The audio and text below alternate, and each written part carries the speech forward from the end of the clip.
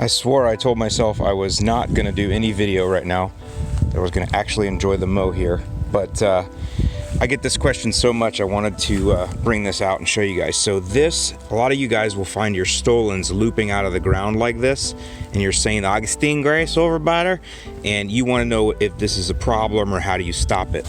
And you'll see I've got it going on in a few other places too. You'll see it a lot of times along edges like this, see?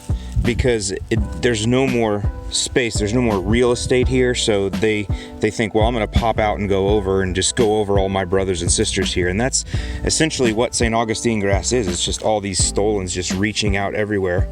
And even though they're all related, they're also in competition at the same time for space in here, and that's why it makes such a dense turf mat. But it's a lot of co-opetition going on in there, and every once in a while you get somebody that thinks he's going to be smart and jump over top here and run over and then poke his way back down in and then keep going. And they'll do that. They'll do that with bushes and all kinds of stuff. I've showed that before. They'll crawl over fences.